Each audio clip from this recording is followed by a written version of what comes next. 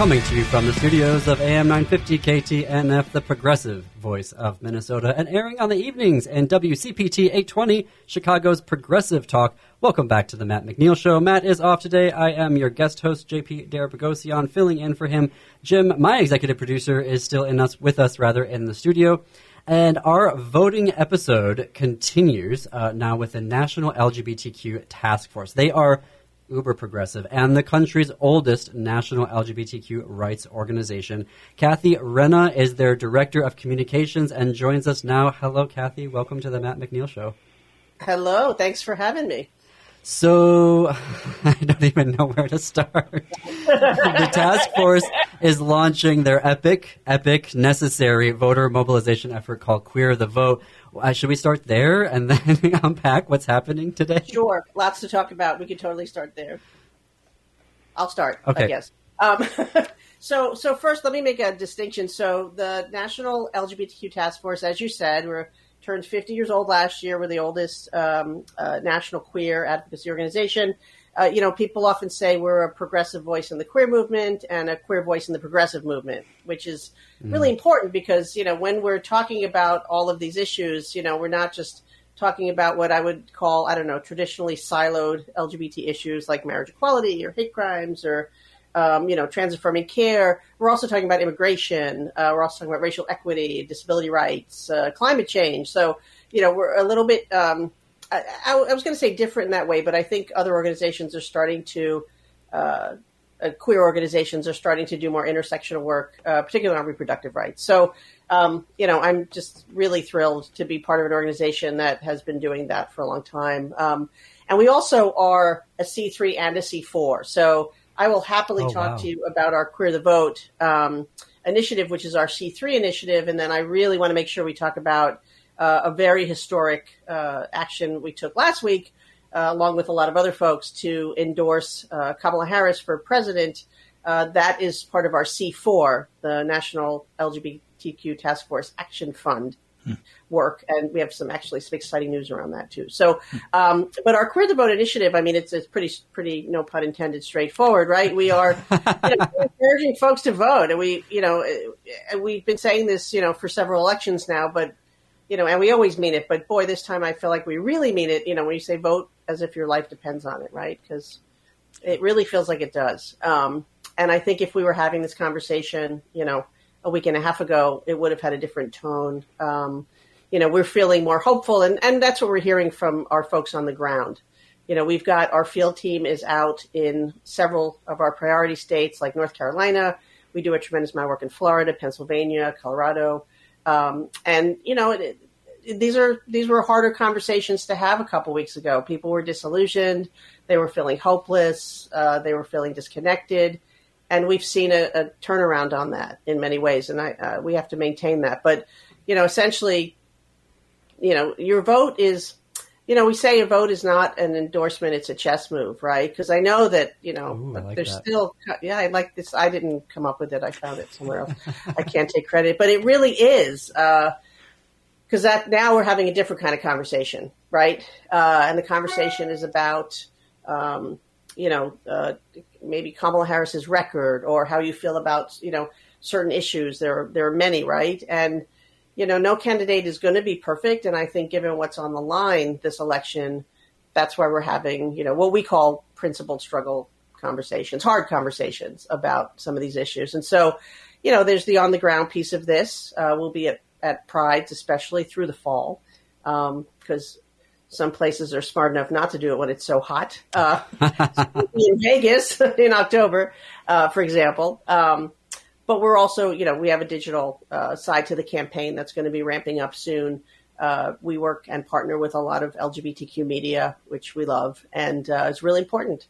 And so, I think it's particularly important for our movement to really coalesce around not just, like I said, what you see as siloed queer issues, but to understand how immigration rights are impacting so many people in our community, healthcare, racial equity, all of those things. And so we have a chance to expand the conversation, and that's always exciting.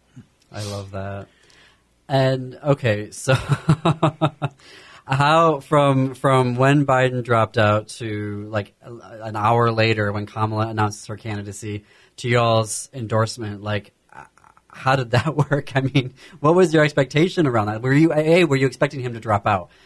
Well, I mean, I think like all of us, we were, sitting increasingly on the edge of our seats, wondering what was going to happen. And, we all were joking because it happened like right before we all went on a staff retreat for a week. The timing was not great. We all want to not work during our staff retreat. I mean, it wasn't surprising. I was like literally sitting by a pool with my wife and my sister-in-law and a friend, and then all of a sudden because I was smart, on my laptop in the hotel room, making sure that we were ready. And we had already, been prepared for that. And our C4 has not been super active, was particularly through the COVID years, right? And so we're revamping it. And, wow, have we got, an opportunity to, sort of relaunch the Task Force Action Fund. And so I don't know if you read the endorsement. It's on our website, which is the taskforceactionfund.org. This is the first candidate we've endorsed since Jimmy Carter. What? Let me say that again for the folks in the back who were not alive in the 70s. The last politician we endorsed was Jimmy Carter, who is Keira Johnson, our executive director's favorite politician ever. She was telling us this during the staff retreat. I mean, it's a big deal. And we're all in. We are working with trans icon, pioneer, amazing person, Miss Major, who also put out an endorsement of Kamala Harris as an individual in conjunction with the task force. And it looks like we're all going to be going to the Democratic National Convention in Chicago in a few weeks, which it's exciting because I feel like it's so important that we engage the public in talking about trans issues. And as so many, trans folks say to me, stop talking about us, start talking to us. And, this is a woman who's been, she was at the Stonewall Uprising. I mean, she's been in the trenches for 50 plus years, and continues to be an incredible voice for racial justice, trans rights, LGBTQ rights. And so, it's going to be, I think it's going to be really exciting to be able to be in that space with the amount of energy that's being generated across generations, across cultures, even across party lines, frankly. And as we can see from all of these phone calls that everyone, the Zoom calls that have thousands and thousands of people on them. Mm-hmm. One of my colleagues who's African-American posted on our Slack, hey, wow, look, there's a call like white dudes for Kamala. And one of my other colleagues who's a white dude said, hey, I'm on that call right now. It's really been an interesting couple weeks. Have we had a queer one yet? Yes. Yes. Yeah. Keira was on it, actually. Mm-hmm. She was running from that call to our Creating Change kickoff reception in the middle of our staff retreat. Like there was a lot going on. But yeah, she had the opportunity to be on it. I think there were about 20,000 people on that call. Mm-hmm. My Zoom must be thrilled with all of this. I know, right? I didn't even know you could put that many people onto a Zoom call, frankly. Kamala Harris broke Zoom. There was like a post about it. Like they figured out a way to get 200,000 people on a call. And prior to that, it was only 100,000 was like the outer limit. So they basically sent her a congratulatory note. Yeah, I saw it on Instagram. It was really funny. Wow. Amazing, right? And not just getting on a call, like raising money and as importantly, and one of the parts that, of course, of the task force and the Task Force Action Fund we love, thousands of people volunteering, thousands of people donating and getting engaged for the first time and saying that, like on the calls, like, I'm disillusioned. I haven't donated to a political campaign since, I don't know, maybe Jimmy Carter, but, in a long time. And saying I'm going to get involved now. And so that's huge. That is really tremendous and a lot of hope here. And has that translated to y'all? Have you seen an uptick in volunteers and donations and registrations? Yeah, I mean, I think on the call that Keira was on, the LGBTQ call, there are like 1,500 people signed up to volunteer. Wow. To do, canvassing and, work with us on the ground. And now that our field team is going to get back out there again, I'm sure we're going to, get feedback that there's a lot more energy, which is, we need it. I mean, we do need it. Yep. So you would say the enthusiasm gap has gone away then?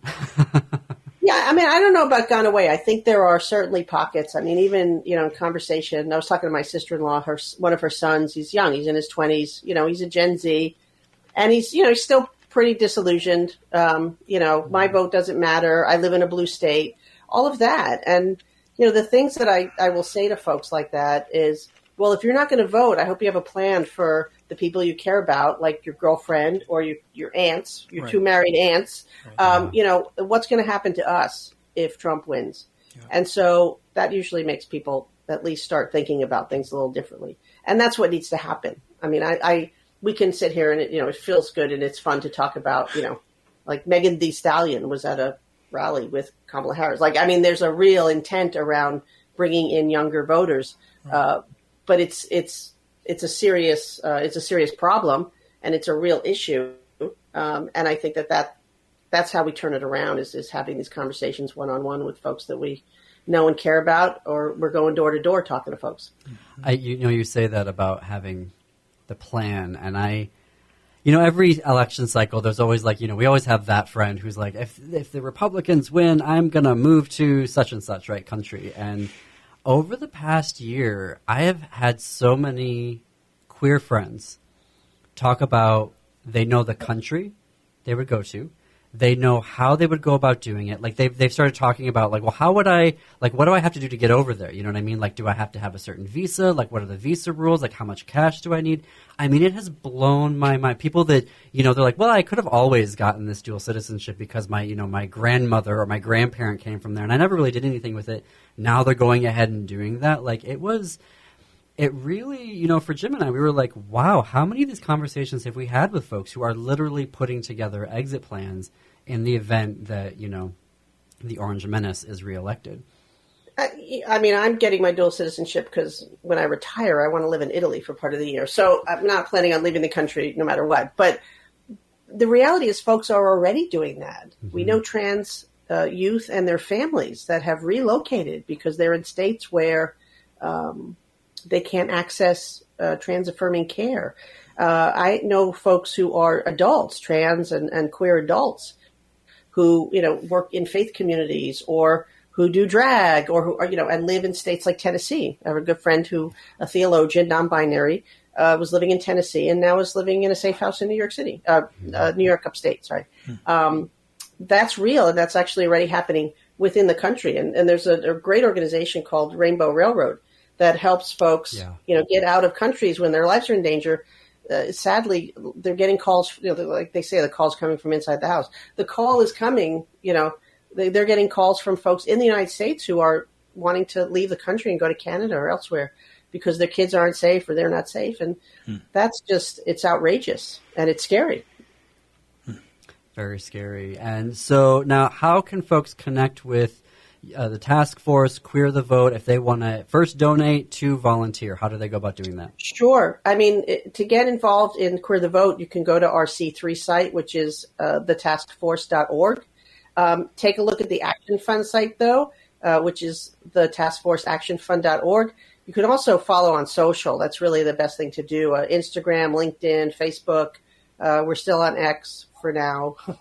Really? I mean, yeah, I know. And we're trying to figure out a way to just quietly, kind of like Homer Simpson backs into the bush, because if you do it, well, a lot of people have been, frankly, it's a serious thing because they've been attacked, and doxxed and all that kind of. We don't need to deal with that, but yeah, you can go to any of our social media. It's at the Task Force and at Task Force AF, which I love, which we're totally branding. We're the Task Force AF, and you can let that mean whatever you want. Action Fund, what the kids say. We're serious activists, but we also, queer joy is very important to us, and humor is important. And you can sign up to volunteer. You could certainly make a donation. That would be awesome. Clarify that C3s are tax deductible, C4 is not. And get involved. I mean, we have our Creating Change conference coming up in January. We need to take a quick break, Cathy. We're going to have you back on the show, but we're going to see you all after this quick break. No worries.